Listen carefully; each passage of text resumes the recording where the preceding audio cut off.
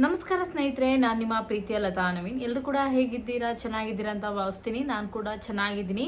So ನೀವೆಲ್ಲರೂ ಕೂಡ ಚೆನ್ನಾಗಿದ್ದೀರಾ ಅಂತ ಭಾವಿಸ್ತಾ ಇವತ್ತಿನ ಈ ಒಂದು ವಿಡಿಯೋನ ಪ್ರಾರಂಭ ಮಾಡ್ತಾ ಇದ್ದೀನಿ.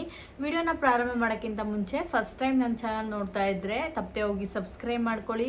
ವಿಡಿಯೋ ಇಷ್ಟ ಆದಲ್ಲಿ ಲೈಕ್ ಮಾಡಿ, ಶೇರ್ ಮಾಡಿ, ಹಾಗೆ ನಿಮ್ಮ ಫ್ರೆಂಡ್ಸ್ ಆ್ಯಂಡ್ ಫ್ಯಾಮಿಲಿ ಜೊತೆಗೆ ಈ ಒಂದು ವಿಡಿಯೋನ ಹಂಚ್ಕೊಳ್ಳಿ ಅಂತ ಹೇಳ್ತಾ ಸೊ ಇವತ್ತಿನ ಈ ಒಂದು ವಿಡಿಯೋನ ಪ್ರಾರಂಭ ಮಾಡೋಣ. ಮೊದಲನೇದಾಗಿ ಹೇಳಬೇಕು ಅಂದರೆ ನಿನ್ನೆ ಒಂದು ವಿಡಿಯೋನ ಅಪ್ಲೋಡ್ ಮಾಡಿದೆ, ಗೃಹಲಕ್ಷ್ಮಿ ಯೋಜನೆ ಹಣ ಖಾತೆಗೆ ಜಮಾ ಆಗಿದೆ ಅಂತ ಹೇಳಿ. ಸೊ ಈ ವಿಡಿಯೋದಲ್ಲಿ ತುಂಬ ಜನ ನನಗೆ SMS ಮಾಡಿದ್ದೀರಾ. ಕೆಲವೊಂದಿಷ್ಟು ಜನ ಬಂದಿದೆ ಅಂತ ಕಮೆಂಟ್ ಮಾಡಿದ್ದೀರಾ, ಕೆಲವೊಂದಿಷ್ಟು ಜನ ನಮಗಿನ್ನೂ ಹಣ ಜಮಾ ಆಗಿಲ್ಲ ಸೊ ಅಂತ ಹೇಳಿ ಕೂಡ ಕಮೆಂಟ್ ಮಾಡಿದ್ದೀರಾ. ಇದ್ರ ಬಗ್ಗೆ ಒಂದು ಕ್ಲಾರಿಟಿಯನ್ನು ಕೊಡ್ತೀನಿ. ಯಾವ ಯಾವ ಜಿಲ್ಲೆಗಳಿಗೆ ಗೃಹಲಕ್ಷ್ಮಿ ಯೋಜನೆ ಹಣ ಜಮಾ ಆಗಿದೆ ಅಥವಾ ಯಾವ ಜಿಲ್ಲೆಗೆ ಇನ್ನೂ ಹಣ ಬರಬೇಕಾಗಿದೆ ಅನ್ನೋದ್ರ ಬಗ್ಗೆ ಕೂಡ ಕ್ಲಾರಿಟಿಯನ್ನು ಕೊಡ್ತೀನಿ. ವಿಡಿಯೋನ ಎಲ್ಲೂ ಕೂಡ ಸ್ಕಿಪ್ ಮಾಡದೆ ಫಸ್ಟಿಂದ ಕೊನೆ ತನಕ ನೋಡಿ. ಅರ್ಧಂಬರ್ಧ ವಿಡಿಯೋನ ನೋಡಿ ಕೆಲವೊಂದಿಷ್ಟು ಜನ ಕಮೆಂಟ್ ಮಾಡೋದನ್ನು ದಯವಿಟ್ಟು ಸ್ಟಾಪ್ ಮಾಡಿ. ನೆಕ್ಸ್ಟ್ ಬಂದ್ಬಿಟ್ಟು ಈ ಗೃಹಲಕ್ಷ್ಮಿ ಯೋಜನೆಗೆ ನೀವು ಅರ್ಜಿಯನ್ನು ಯಾವ ದಿನಾಂಕದಿಂದ ಅರ್ಜಿಯನ್ನು ಹಾಕಬೇಕು, ಏನೇನು ದಾಖಲಾತಿಗಳನ್ನು ತೊಗೊಂಡು ಹೋಗಬೇಕು ಅನ್ನೋದ್ರ ಬಗ್ಗೆ ಕೂಡ ಕ್ಲಾರಿಟಿಯನ್ನು ಕೊಡ್ತೀನಿ. ಸೊ ವಿಡಿಯೋನ ಎಲ್ಲೂ ಕೂಡ ಸ್ಕಿಪ್ ಮಾಡದೆ ಕೊನೆವರೆಗೂ ನೋಡೋದನ್ನು ಮಾತ್ರ ಮರಿಬೇಡಿ.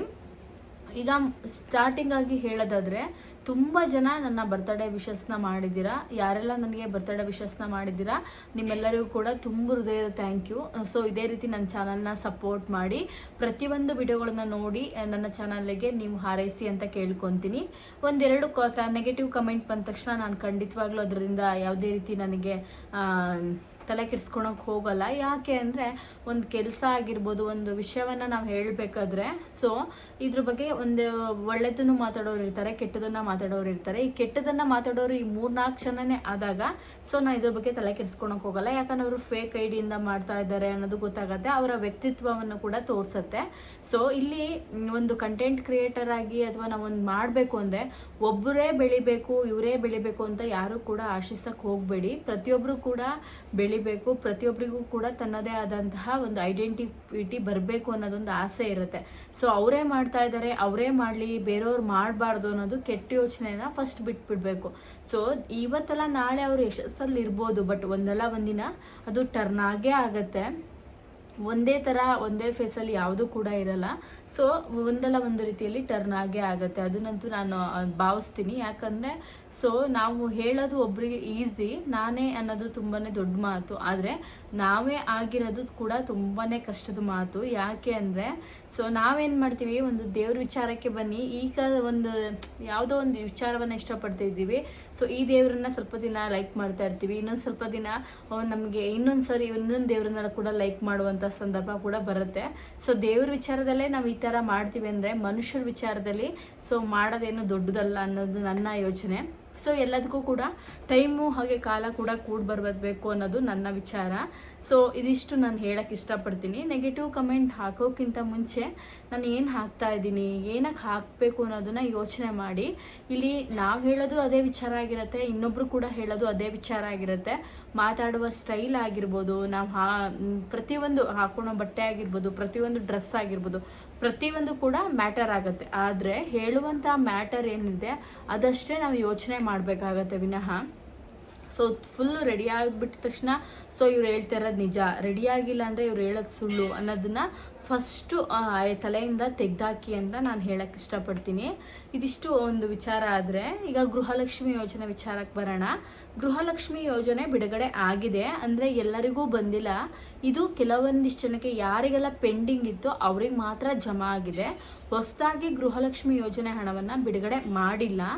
ಈಗ ನೀವು ನೋಡ್ಬೋದು, ಈಗ ಆಲ್ರೆಡಿ ಮತ್ತೆ ಅದನ್ನು ಗೃಹಲಕ್ಷ್ಮಿ ಯೋಜನೆ ಹಣ ಬಿಡುಗಡೆ ಆಗಬೇಕು ಅಂದರೆ ಸರ್ವೆ ಆಗಬೇಕು ಅಂದರೆ ಹೊಸದಾಗಿ ಅರ್ಜಿಯನ್ನು ಹಾಕಬೇಕು, ಅರ್ಜಿಗಳ ಮರುಪರಿಶೀಲನೆ ಆಗಬೇಕು ಅಂತ ಸ್ವತಃ DK ಶಿವಕುಮಾರ್ ಸರ್ ಅವರು ಪ್ರತಿಯೊಂದು ಕಡೆ ಪ್ರೆಸ್ ಮೀಟಲ್ಲಿ ಆಗಿರ್ಬೋದು, ಪ್ರತಿಯೊಂದು ಕಡೆಯಲ್ಲೂ ಕೂಡ ಇದನ್ನು ಅನೌನ್ಸ್ಮೆಂಟ್ ಮಾಡಿದ್ದಾರೆ. ಈ ಅನೌನ್ಸ್ಮೆಂಟ್ ಆಗಿರೋದ್ರಿಂದ ಇಲ್ಲಿ ಏನಾಗಿರುತ್ತೋ ಅದೇ ಕೂಡ ಫೈನಲ್ ಆಗುವಂಥದ್ದು. ಈಗ ನಾವು ಹೇಳಿದ ತಕ್ಷಣ ಅದು ಚೇಂಜ್ ಆಗಲ್ಲ. ಸೊ ಇಲ್ಲಿ ಏನು ಹೇಳಿದ್ದಾರೆ, ಗೃಹಲಕ್ಷ್ಮಿ ಯೋಜನೆ ಹಣ ಏನಿರುತ್ತೆ ಇದು ಬಿಡುಗಡೆ ಆಗಬೇಕು ಅಂದರೆ ನೀವು ಮತ್ತೊಮ್ಮೆ ಅರ್ಜಿಯನ್ನು ಹಾಕಬೇಕು. ನೀವು ಅರ್ಜಿಯನ್ನು ಹಾಕಬೇಕು ಅಂದರೆ ಸೊ ನೀವು ಹಾಕಿರುವಂಥ ಅರ್ಜಿ ಸೊ ವ್ಯಾಲಿಡ್ ಇದ್ದರೆ ಮಾತ್ರ ನಿಮಗೆ ಗೃಹಲಕ್ಷ್ಮಿ ಯೋಜನೆ ಹಣ ಜಮಾ ಆಗುತ್ತೆ. ಸೊ ನೀವು ಅರ್ಜಿ ಹಾಕಿದ್ದೀರಾ, ನೀವು ಟ್ಯಾಕ್ಸ್ ಪೇಯರ್ ಆಗಿದ್ದು ಕೂಡ ಸರ್ಕಾರ ಖಂಡಿತ ಹಣ ಕೊಡಲ್ಲ. ನೀವು ಟ್ಯಾಕ್ಸ್ ಪೇಯರ್ ಅಲ್ಲ ಅನ್ನೋದು ಸರ್ಕಾರಕ್ಕೆ ಗ್ಯಾರಂಟಿ ಆದಮೇಲೆ ನಿಮಗೆ ಗೃಹಲಕ್ಷ್ಮಿ ಯೋಜನೆ ಹಣ ಸಿಗುವಂಥದ್ದು. ಈಗ ತುಂಬ ಜನಕ್ಕೆ ಏನಾಗಿದೆ ಅಂದರೆ ಟ್ಯಾಕ್ಸ್ ಪೇಯರ್ ಅಲ್ಲ ಅವರು, ಆದರೂ ಕೂಡ ಅವರಿಗೆ ಹಣ ಬರ್ತಾ ಇಲ್ಲ ಅಂದರೆ ಅವ್ರಿಗೆ ಮಾತ್ರ ಹಣವನ್ನು ಹಾಕುವಂಥ ಕೆಲಸವನ್ನು ಸರ್ಕಾರ ಮಾಡೋದಿಲ್ಲ. ಇದು ಮರು ಪರಿಶೀಲನೆ ಅಂದರೆ ಹೊಸದಾಗಿಂದನೇ ಚೆಕ್ ಮಾಡುತ್ತೆ. ಸೊ ಆಗ ಮಾತ್ರ ನಿಮ್ಗೆ ಹಣ ಬರುವಂಥದ್ದು. ಈಗಾಗಲೇ ನೀವು ನೋಡ್ತಾ ಇರ್ಬೋದು ಯಾವಾಗಿಂದ ಅರ್ಜಿಯನ್ನು ಹಾಕಬೇಕು, ಏನೇನು ದಾಖಲಾತಿಗಳು ತೊಗೊಂಡು ಹೋಗಬೇಕು ಅಂತ ತುಂಬ ಜನ ಕೇಳ್ತಾ ಇದ್ರಿ. ಇದು ಇನ್ನೂ ಕೂಡ ಕ್ಲಾರಿಟಿಯನ್ನು ಸರ್ಕಾರ ಕೊಟ್ಟಿಲ್ಲ. ಕೊಟ್ಟಾಗ ನಾನು ನಿಮಗೆ ಅನೌನ್ಸ್ಮೆಂಟ್ ಮಾಡ್ತೀನಿ. ಅರ್ಜಿಯನ್ನು ಹಾಕಬೇಕಾ ಅಥವಾ ಸರ್ಕಾರನೇ ಬಯೋಮೆಟ್ರಿಕನ್ನು ಕೊಡೋದಕ್ಕೆ ಹೇಳತ್ತಾ ಅನ್ನೋದು ಇನ್ನೂ ಕೂಡ ಗೊಂದಲ ಇದೆ. ಬಟ್ ಈ ಹಣ ಬರೋದು ಏನಂತ ಅಂದರೆ ಸೊ ನಿಮಗೆ ಸ್ವಲ್ಪ ದಿನ ಟೈಮ್ ಇದಿಷ್ಟು ಬಹಳ ಮುಖ್ಯವಾದ ಮಾಹಿತಿ. ಅದು ಬಂದಾಗ ನಾವು ಖಂಡಿತ ಅಪ್ಡೇಟ್ ಕೊಡ್ತೀವಿ ಅಂತ ಸರ್ಕಾರ ಹೇಳಿದೆ.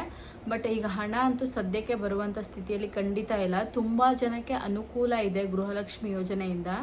ಸೊ ಬಟ್ ಕಾಯ್ತಾ ಇದ್ದಾರೆ ಗೃಹಲಕ್ಷ್ಮಿ ಯೋಜನೆ ಹಣ ಇವತ್ತು ಬರುತ್ತಾ ನಾಳೆ ಬರುತ್ತಾ ಅಂತ. ಬಟ್ ಸರ್ಕಾರ ಇನ್ನೂ ಕೂಡ ಡಿಲೇ ಮಾಡ್ತಾ ಇದೆ. ಹಣ ಬಂದಾಗ ಖಂಡಿತ ನಾನು ನಿಮ್ಗೆ ಅಪ್ಡೇಟ್ ಕೊಡ್ತೀನಿ. ಹಣ ಜಮಾ ಆಗಿರೋದು 100% ನಿಜ. ಯಾರಿಗೆಲ್ಲ ಪೆಂಡಿಂಗ್ ಇದೆ ಅವರಿಗೆ ಜಮಾ ಆಗಿದೆ. ಸೊ ಇದನ್ನು ಕೆಲವೊಂದಿಷ್ಟು ಜನ ಪ್ರೂಫ್ ತೋರಿಸಿ ಅದು ತೋರಿಸಿ ಇದು ತೋರಿಸಿ ಅನ್ನೋದಕ್ಕೆ ಯೋಚನೆ ಮಾಡೋಕ್ಕೆ ಹೋಗಬೇಡಿ. ನಿಮ್ಮ ಮೊಬೈಲಲ್ಲೇ ಚೆಕ್ ಮಾಡ್ಕೋಬೋದು. ಆಮೇಲೆ ಇಲ್ಲ ಅಂದರೆ ಸೊ ಈಗ ಕಮೆಂಟ್ ಮಾಡಿರ್ತಾರೆ, ಕಮೆಂಟ್ ಮಾಡೋರು ನಿಂಗೆ ಬಂದೇ ಇಲ್ಲ ಅಂತ ನಿನ್ನ ಕಮೆಂಟ್ ಮಾಡಿದೆ, ಬಂದಿದೆ ಅಂತ ಕಮೆಂಟ್ ಮಾಡಿದವರು ಇದ್ದಾರೆ. ನನ್ನ ಹಿಂದಿನ ವೀಡಿಯೋವನ್ನು ಹೋಗಿ ನೀವು ಚೆಕ್ ಮಾಡ್ಬೋದು. ಸೊ ಇಷ್ಟರಲ್ಲೇ ನಿಮ್ಗೆ ಅರ್ಥ ಆಗುತ್ತೆ. ಸೊ ಈ 1-2 ಜನ ಯಾರು ಇದ್ದಾರಲ್ಲ ಅವರಿಗೆ ಕಮೆಂಟ್ ಮಾಡೋಕ್ಕೆ ಕೆಲಸ ಇಲ್ಲ. ವಿಡಿಯೋ ನೋಡೋಕ್ಕೆ ಇಷ್ಟ ಇಲ್ಲ ಅಂದರೆ ಆ ವಿಡಿಯೋ ಬಿಟ್ಟು ನೆಕ್ಸ್ಟ್ ವಿಡಿಯೋಗೆ ಸ್ಕ್ರೋ ಮಾಡ್ಕೊಂಡು ಹೋದ್ರೆ ಆಯಿತು. ಬಟ್ ಈ ವಿಡಿಯೋ ನೋಡಲೇಬೇಕು ಅಂತ ನೋಡೋ ಅಂಥದ್ದು ಈ ಕಡೆ ಕಮೆಂಟ್ ಮಾಡುವಂಥದ್ದು. ಸೊ ಇವರಿಗೆ ಏನು ಹೇಳೋಕ್ಕೂ ನಾನು ಇಷ್ಟಪಡೋದಿಲ್ಲ. ಇದು ಯಾರು ಮಾಡ್ತಾ ಇದ್ದಾರೆ ಅನ್ನೋದು ಕೂಡ ನನಗೆ ಗೊತ್ತಿದೆ. ಸೊ 1 ನಿಮಿಷದ ಕೆಲಸ ಅದನ್ನು ಬ್ಲ್ಯಾಕ್ ಮಾಡಿ ನಾನು ಇಡೋ ಅಂಥದ್ದು. ಬ್ಲ್ಯಾಕ್ ಮಾಡಿದಾಗ ನೀವು ನನ್ನ ವಿಡಿಯೋ ನೋಡೋಕ್ಕಾಗಲ್ಲ, ನೀವು ಮಾತ್ರ ನನ್ನ ವಿಡಿಯೋ ನೋಡೋಕ್ಕಾಗಲ್ಲ, ಬೇರೆಯವ್ರು ನೋಡ್ತಾರೆ. ನಿಮ್ಮನ್ನು ನಾನು ಆರಾಮಾಗಿ ಹೈಡ್ ಮಾಡ್ಬೋದು. ಹೈಡ್ ಮಾಡೋವಂಥ ನೆಸೆಸಿಟಿ ನನಗಿಲ್ಲ. ಯಾಕೆ ಅಂದರೆ ಸೊ ನಿಮ್ಮಂಥವ್ರಿಗೆ ಯಾರು ಎಷ್ಟು ಹೇಳಿದ್ರು ಬುದ್ಧಿ ಬರಲ್ಲ, ಸ್ವಂತ ಬುದ್ಧಿ ಅಂತ ಇರೋದೇ ಇಲ್ಲ. ಅದಕ್ಕೋಸ್ಕರ ನಾನು ಅದನ್ನ ಅಲ್ಲಿಗೆ ಬಿಟ್ಬಿಟ್ಟಿದ್ದೀನಿ. ಸೊ ಇದು ಅರ್ಥ ಆಗಿದೆ ಅಂದ್ಕೊತೀನಿ. ತುಂಬ ಜನಕ್ಕೆ ಗೃಹಲಕ್ಷ್ಮಿ ಯೋಜನೆ ಹಣ ಅನಿವಾರ್ಯ ಇದೆ.